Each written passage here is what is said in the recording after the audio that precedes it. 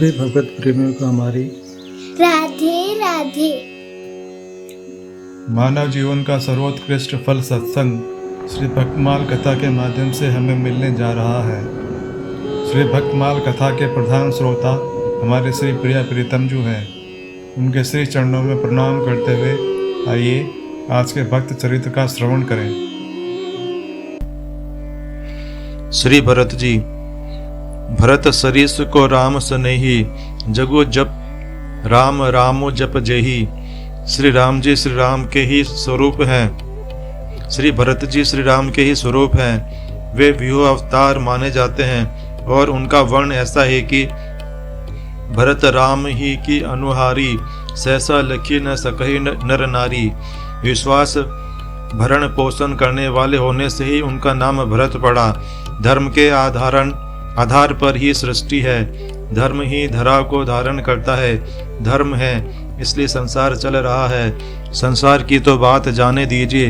यदि एक गांव में से पूरा धर्म चला जाए, वहां कोई धर्मात्मा किसी रूप में न रहे तो उस गांव का तत्काल नाश हो जाएगा।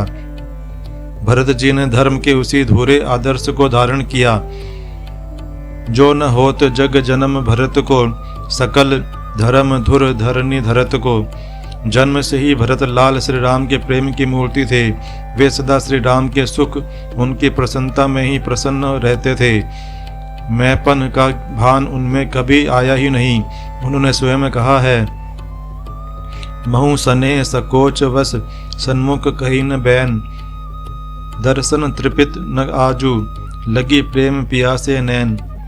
बड़ा ही संकोची स्वभाव था भरतलाल का। अपने बड़े भाई के सामने वे संकोच की ही मूर्ति बने रहते थे। ऐसे संकोची, ऐसे अनुरागी, ऐसे भातृभक्त भावमय को जब पता लगा कि माता कैकेयी ने उन्हें राज्य देने के लिए श्री राम को वनवास दे दिया है, तब उनकी व्यथा का पार नहीं रहा। कैकेयी को उन्होंने बड़े कठोर वचन कहे, परंतु ऐसी अवस्था में भी वे दया निधि किसी का कष्ट नहीं सह पाते थे। जिससे मंथरा ने यह सब उत्पात किया था, उसी को जब शत्रुघ्न लाल दंड देने लगे, तब भरत जी ने छुड़ा दिया। धैर्य के साथ पिता का और्ध्य देही कृत्य करके भरत जी श्री राम को वन से लौटाने के लिए चले। राज्य की रक्षा का उन्होंने प्रबंध कर दिया था। अयोध्या का जो साम्राज्य देवताओं को भी लुभाता था, उस राज्य को, उस संपत्ति को भरत ने तृण से भी तुच्छ मानकर छोड़ दिया। वे बार बार यह सोचते थे, श्री राम, माता जानकी और लक्ष्मण अपने सुकुमार चरणों से वन के कठोर मार्ग में भटकने होंगे। यही व्यथा उन्हें व्याकुल किए थी। वे भरद्वाज जिसे कहते हैं, राम लखन सिए बिनु पग पनही, करी मुनि बेस फिरई बनही। अजन बसन फल असन मही, सयन डासी कुश कपात। बसी तरु तर नित सहत, हिम आतप बरसा बात। यही दुख दाह दहन दही दिन छाती, भूख न बासर नींद न राती। वे स्वयं मार्ग में उपवास करते, कंद मूल खाते और भूमि पर शयन करते थे। साथ में रथ अश्व गज चल रहे थे, किंतु भरत लाल पैदल चलते थे। उनके लाल लाल कोमल चरणों में फफोले पड़ गए थे, किंतु उन्होंने सवारी अस्वीकार कर दी। सेवकों से उन्होंने कह दिया, राम पयो देही पाए सिधाए, हम कह रथ गज बाजी बनाए। सिर भर जाऊ उचित अस मोरा, सबते सेवक धर्मो कठोरा। भरत का प्रेम, भरत का भाव, भरत की विफलता का वर्णन तो श्री रामचरितमानस के अयोध्या कांड में ही देखने योग्य है। ऐसा अलौकिक अनुराग की जैसे देखकर पत्थर तक पिघलने लगे। कोई श्री राम कह दे, कहीं श्री राम के स्मृति चिन्ह मिले, किसी से सुन पड़े श्री राम का समाचार, वहीं उसी से भरत विवल होकर लिपट पड़ते थे। सबसे उन्हें अविचल रामचरण अनुराग ही मांगना है। चित्रकूट पहुंचकर वे अपने प्रभु के जब चरण चिन्ह देखते हैं तो हरसी निरखी राम पदल अंका, मानहु पारसु पायहु रंका। रज सिर धरी हिय नहीं लावही, रघुबर मिलन सरिस सुख पावही।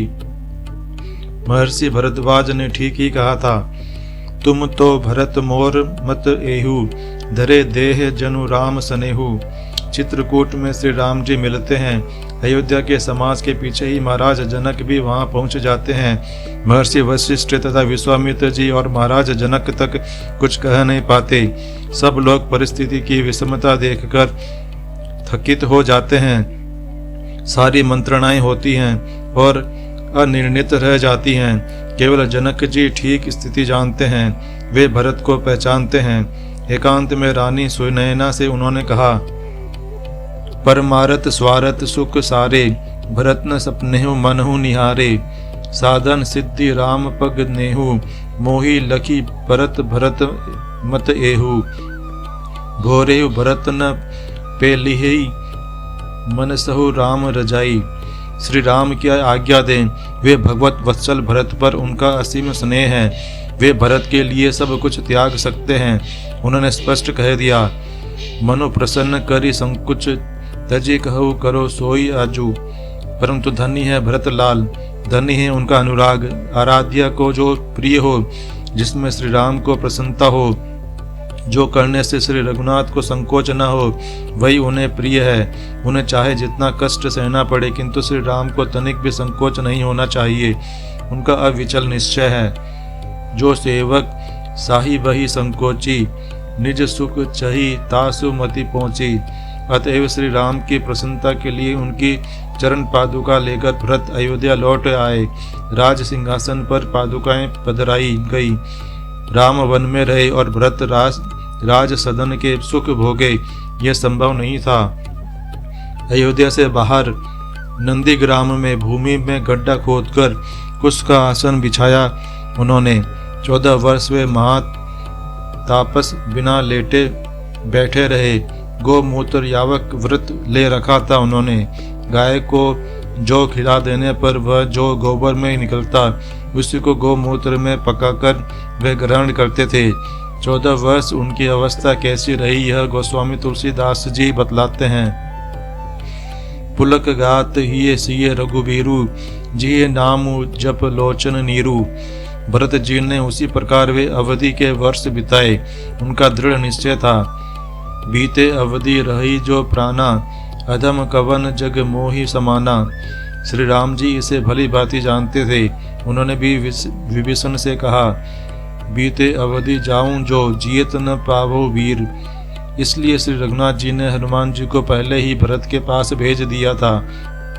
जब पुष्पक से श्री राघवेंद्र आए, उन्होंने अपने तपस्या से कृश हुए जटा बढ़ाए भाई को देखा। उन्होंने देखा कि भरत जी उनकी चरण पादुकाएं मस्तक पर रखे चले आ रहे हैं। प्रेम विवल राम ने भाई को हृदय से लिपटा लिया। तत्वत भरत और राम नित्य अभिन्न हैं। अयोध्या में या नित्य साकेत में भरत लाल सदा श्री राम की सेवा में संलग्न उनके समीप ही रहते हैं। आज के हमारे भक्त चरित्र का वर्णन इतना ही। कल हम एक नए भक्त चरित्र के साथ श्री प्रिया प्रीतम जी के समक्ष प्रस्तुत होंगे। आपको हमारी राधे राधे।